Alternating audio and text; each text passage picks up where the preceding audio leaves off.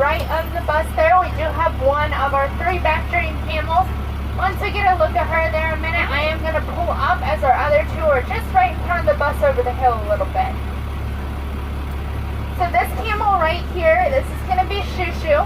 This is one of our females.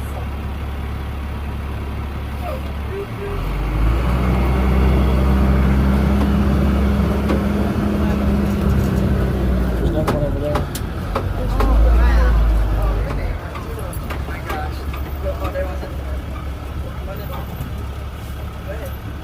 So down over the hill there is Lolly and Goldie. So Lolly's the lighter one. Goldie is the dark, larger one. So Goldie is our male Bactrian camel there. We can tell him apart because he's a bit darker and quite a bit larger there. Looks like Lolly's taking her quite a nap. How are you doing? These guys are native to Mongolia, specifically in the Gobi Desert region, and they've got a couple special adaptations that help them survive in this environment. They're actually able to completely seal off their eyes, lips, and nose, which is going to keep sand from getting in those extremities there. They also have giant feet, so this increases the surface area as they walk, meaning they're not really going to sink down into the sand much.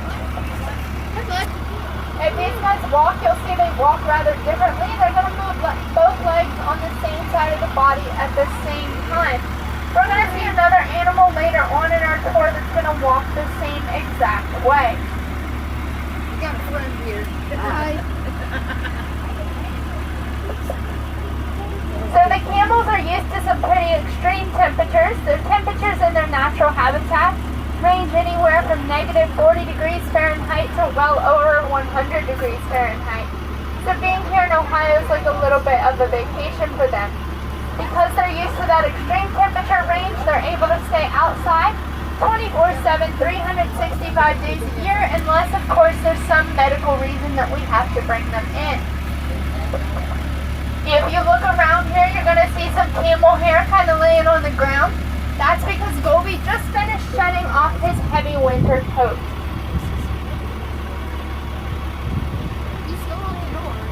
Now these other animals that are coming up to visit the bus here are going to be our Persian onagers. These are one of 3 equid species that we house here at the Wilds. These guys are native to what once was Persia and what is currently modern-day Iran. We jokingly like to call these guys the fastest asses in the grass because they can run over 40 miles per hour. They love to flock to the sides of the buses like this because they've learned that if they go stand wherever the exhaust pipes are, that's going to blow the flies off of them. So they're pretty smart animals. You'll also notice that these guys are each going to have a number on their butt. That's going to be a brand. We have to brand these guys rather than putting ear tags in their ears because they are social groomers. What this means is that as part of their herd mentality, they groom one another. If we were to stick an ear tag in their ear, another onager would walk right up and rip it out. So to keep everybody's ears intact, we brand these guys instead. That one's licking the door. Every onager that you see here is going to be female. We are one of the first facilities to artificially inseminate these guys, so at this time we do not have any male onagers.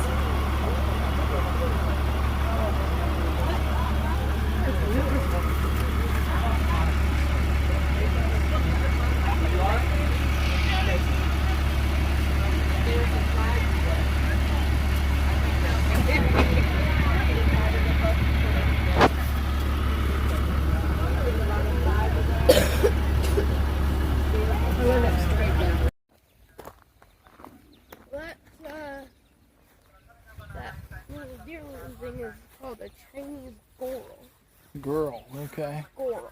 And then the long-legged stork kick your butt bird. That's what he is. He's the ninja bird. Red-crowned crane. Red-crowned crane. Right. Sweet. Moving on. Alright.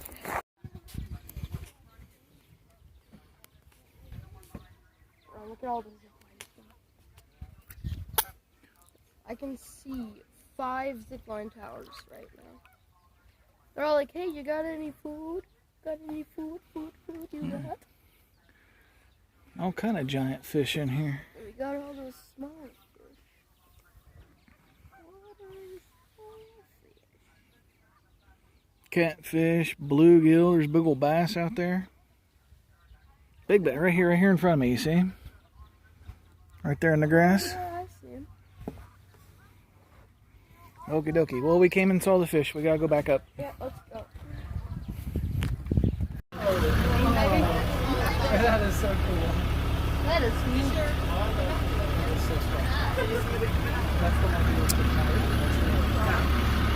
Alright, I've cooled down. Cool down a little bit. Yeah, I'm not gonna drink this. I'm just right there. Oh, yeah, I see him in the trees. Yeah. That tan coloration there, if you look back, we actually have two of those guys. So I'll stop right here. Those are our Przewalski horses. So those were the first species that was brought to the wilds here back in the 90s. Those guys are native to Mongolia, just like our camels are. And they are considered to be the only truly wild species of horse. The two that you see there are both going to be female. Later on in our tour, I'll show you where our mares, or where our stallions are kept, my bad. The two in pasture here are both mares.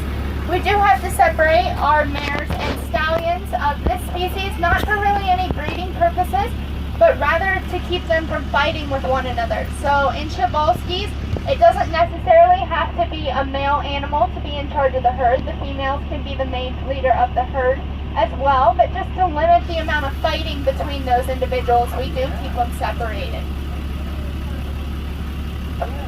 I am going to go ahead and scoot on up here so we can get a closer look at these tawkins that are laying under the tree. If you look across the road as well, we've got a couple in the lake over there and then one that's munching on some plants here. This is a very vibrating pool.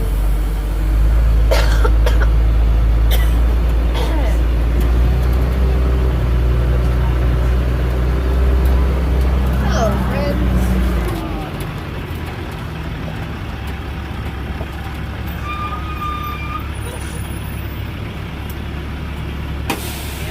Alright, so these animals are our Szechuan tawkins.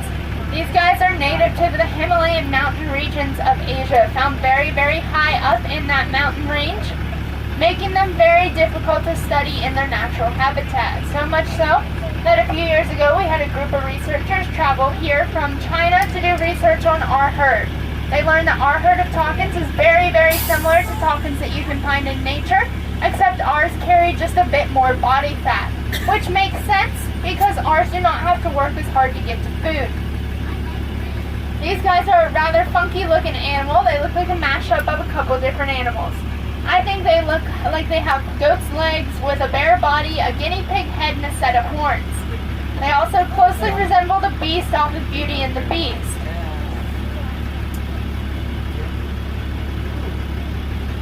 So despite what these guys look like in that thick, heavy coat, they're actually really strong swimmers as well. We didn't know that when we first brought them here to the wild, so we stuck them in a pasture, came back the next day, and they were gone. That's a little bit scary to lose an entire herd of tawkins. We quickly learned that they can swim across just about any body of water that you put in front of them, because just like our Paradava deer that have that membrane between their hooves, these guys have a similar membrane, so they're able to tread water very, very efficiently.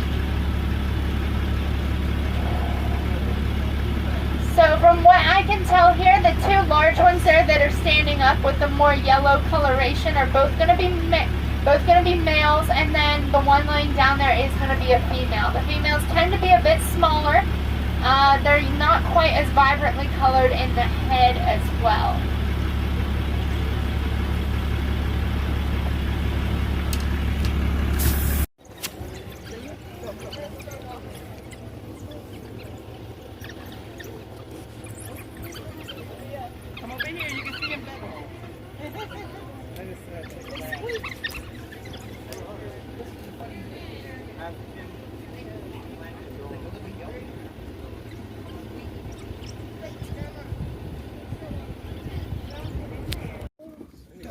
And the other one's up here. Oh, I see the other one. Oh, they're in danger. Oh, my.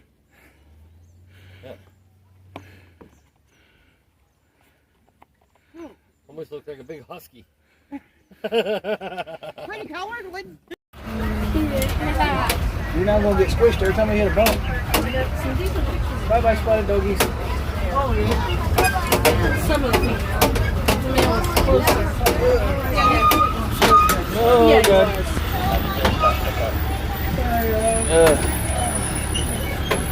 Not every tour during the day is going to get to see that. So these guys are found all over the continent of Africa, and they're extremely social animals. So they're always going to be found in packs.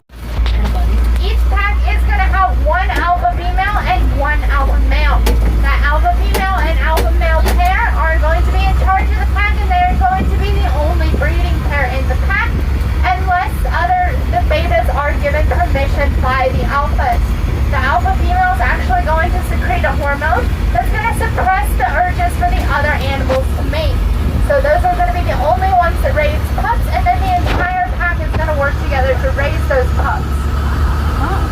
When it comes time to eat, the alpha male and female are always going to be the first to get food. Now every animal in the pack is going to be fed, but that may not exactly always be in the way you guys think.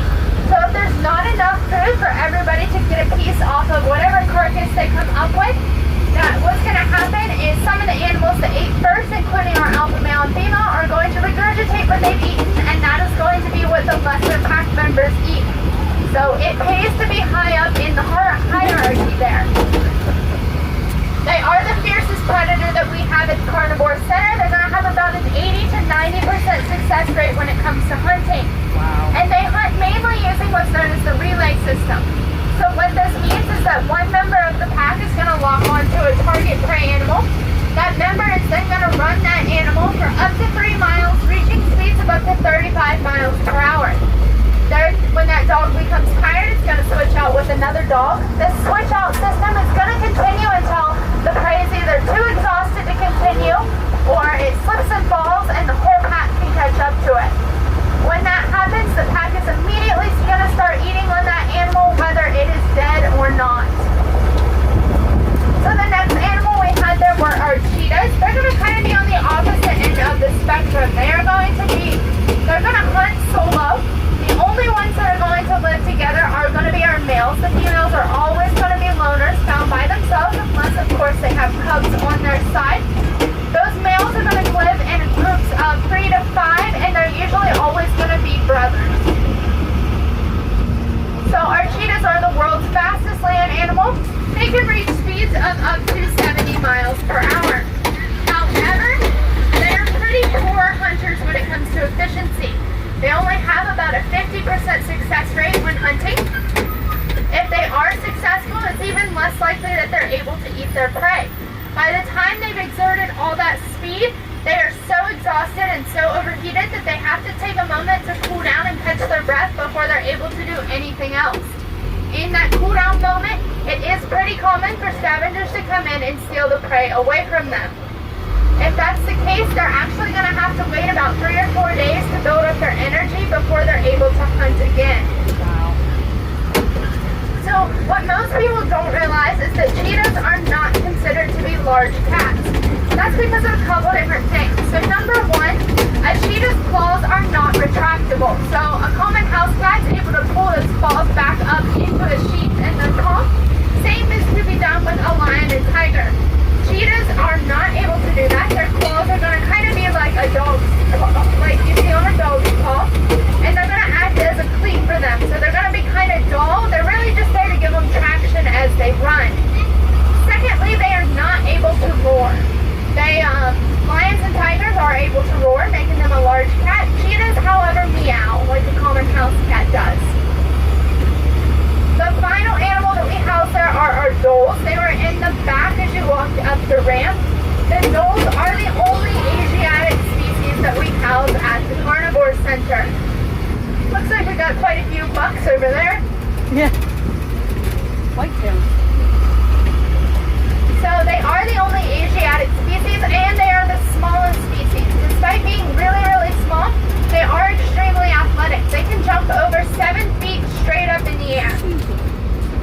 And that is why, if you notice, the dhole enclosure had an extra layer of fence around the top of it. That That is why. We don't want any doles just jumping right out.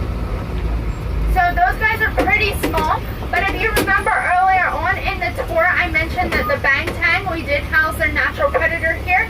The Bangtang's natural predators are the doles. So those are very, very small animals to take down a Bangtang of that size. They're going to do this hunting as a super pack. So what that means is that each individual pack of doles, which usually has around 3 to 5 animals in it, is going to group up with about 5 or 6 other packs. So they're going to create a super pack. Anywhere from 20 to like 35 animals will be in that super pack. They're then able to take down prey that is over 10 times the size of an individual dole. As soon as that super pack has hunted and eaten, they will split up and go their separate ways, and then meet up again whenever they're ready to hunt.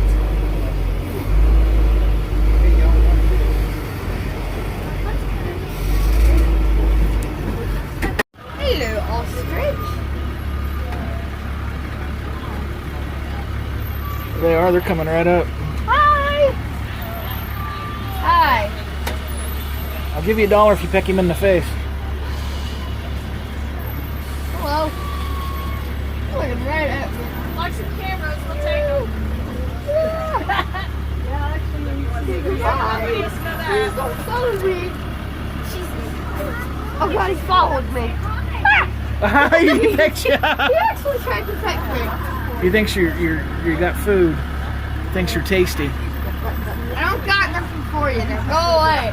Oh God, there's another one. Duck. Hello, dinosaur bird. Hi. Don't leave me alone. Leave me alone. Jesus. I don't know how powerful of a bite these things have. They like you, Dominic. I know, they're following me and I hate it. Oh, Dominic, don't get it. I don't know how strong their Alright bite guys, is. so here at the wilds we have 3 female ostriches. We have dark feather over there, we've got pig and wing right here, and this one here is other one. Other one? So as you can see, these guys are pretty inquisitive animals. Hi! They love to come right up to the bus. Be sure that you guys are not touching them, as it does hurt a little bit when they peck. And they are known to snatch things off the bus, so be sure you're keeping a tight hold of all of your belongings. Still not have my food. They are the world's largest bird. They are, however, flightless. Despite being flightless, they've got a massive wingspan. They're going to use these wings for a couple different things. When it's hot out, you'll see them open these wings up. That exposes the skin underneath. It doesn't have any feathers. It's going to cool them off. They also use these wings as they run. So ostriches can run about 40 miles per hour, but they're very top heavy. So to keep themselves balanced, they stick their wings out. These are about the closest thing to dinosaurs that we have in the park. If you take a look down at those giant toes, you'll see they have a giant talon on one of them. That's able to do some pretty serious damage if they want to, and is able to cut through flesh very easily. Get ready! Now I'm just staring. Hi. What you guys doing? Ostriches are quite literally the definition of bird brains. Those eyes that you see there are actually larger than their brains themselves. Oh my god.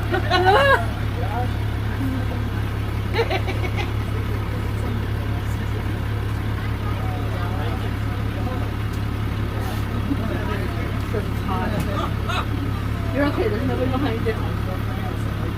I don't like this. I don't like the situation I'm in.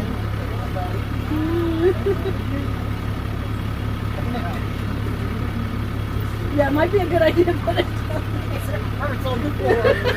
It was heading for it. Hi. How are you? that is Doing priceless. good? Alright. Looking at the mirror. That's exactly, yeah. Wait a minute. You're a diva, huh?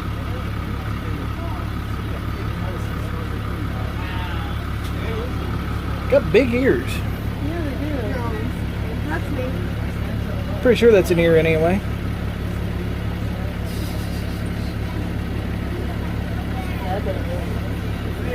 Look at this. Let's see it. Hi. How I'm are more you? interested in this one that's staring right into my soul. Such pretty brown eyes. Yeah, their So ears. I guess. The little flaps below Yeah. their eyes. Yeah, that's what you're back. And this one is still just It's weird because their ears are pointed this way. Yeah. You see what I'm talking about though, right there? Yeah. Right there. Alright guys, we're going to be scooting up here. Okay, I bye. will go slowly so that the folks on the right side of the bus can see these ostriches up close as well. Hi baby. Hi. System. This kidney system allows them to go up to a whole week without drinking any water. Zebra. Oh, let me get a close up thing. Look at those guys. It's a whole group of referees. Hi, zebra. They're all leaving. I saw. Yeah, I see the split in the ear though. So here we have our Grevy zebra. Grevy is the largest of the 3 zebra species in the world. There's the Grevies, the mountains, and the plains. The Grevy zebra is often the most poached out of all 3 species as well because they have the finest stripe pattern. So if you look closely there, you're going to see that those zebras are actually brown and white and not black and white. You can really see that on their nose there. That spot that they have just above their nostrils is very brown in color. If you look closely at the ones standing next to each other, you'll notice that their stripe patterns are slightly different. That's because every zebra is going to have their own individual stripe pattern, just like you and I have our own individual fingerprint pattern. Those stripes are pretty handy even here in Ohio. During the summer months when flies are pretty bad for the rest of our animals, our zebras are kind of left alone. That's because the stripes confuse the flies. So as they look down at the zebra, they're not sure where to land. They usually get left alone. Those stripes are very helpful for them out in their native habitat as well, as when they group up in large groups, the stripes are going to confuse predators and make them think that that animal's a lot bigger than it actually is, and they'll usually get left alone. Now, our zebras are the 3rd equine species that we house here at the Wilds, but you'll notice they're the only ones that are going to wear an ear tag. That's because zebras are not social groomers. Being from Africa, specifically in Kenya and Ethiopia, these guys are not going to grow a heavy winter coat. That being said, they have no reason to groom one another like our onagers and our Przewalskis do. So we're able to stick an ear tag in their ear without having to worry about it being ripped apart.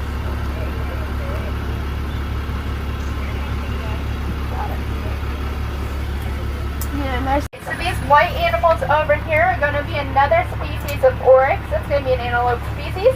These are the scimitar horned oryxes.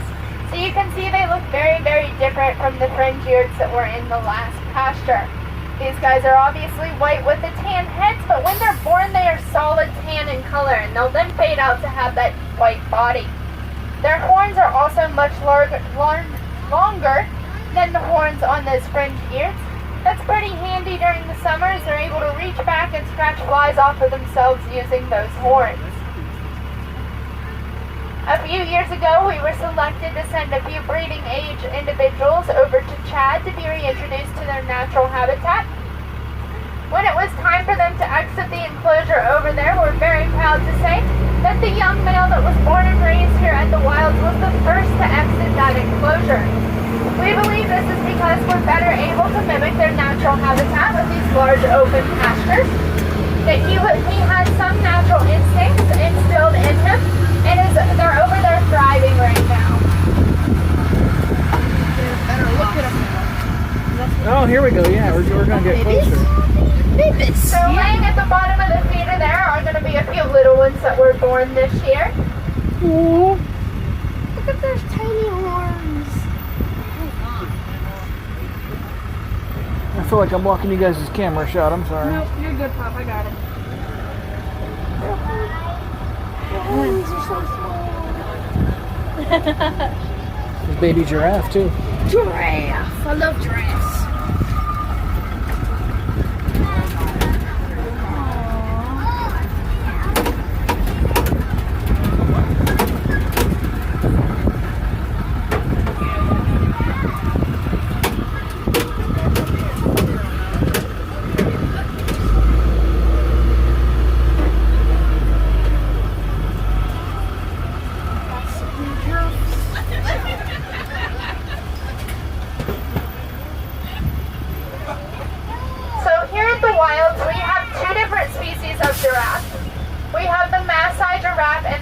reticulated giraffe.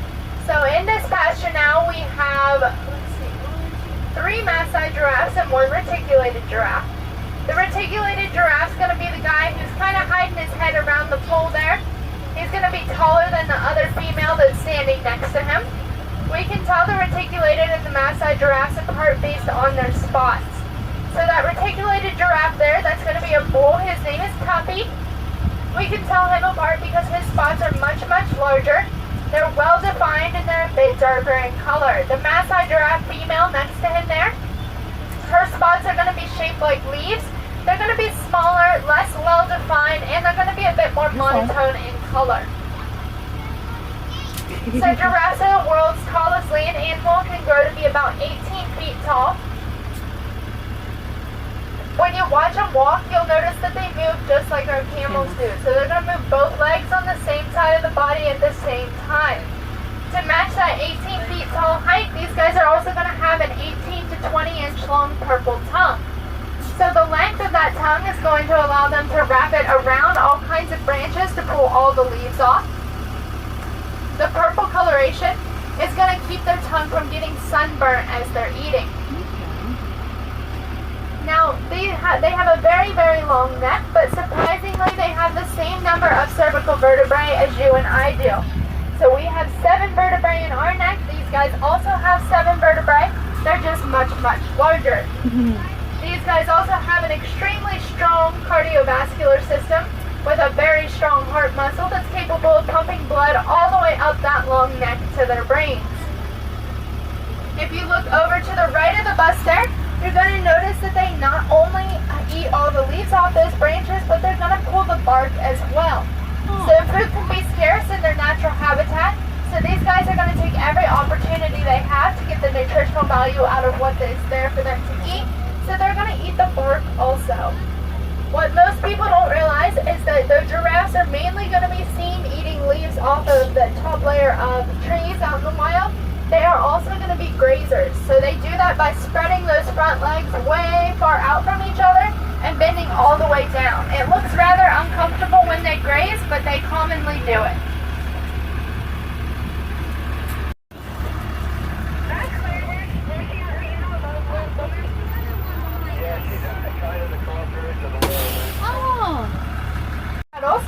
That's because when it's really hot out, it's very easy for rhinos to overheat. They have blood vessels that lie very close to the surface of their skin, so they're commonly seen down in those mud puddles cooling off. That mud is also going to act as a sunscreen for them, as well as a bug repellent. So the large bull that's kind of standing in the middle by himself there, he's got 2 babies off over to his right and Big Mama up to the right above him. That is going to be Kenny G. That is our herd bull. Kenny G.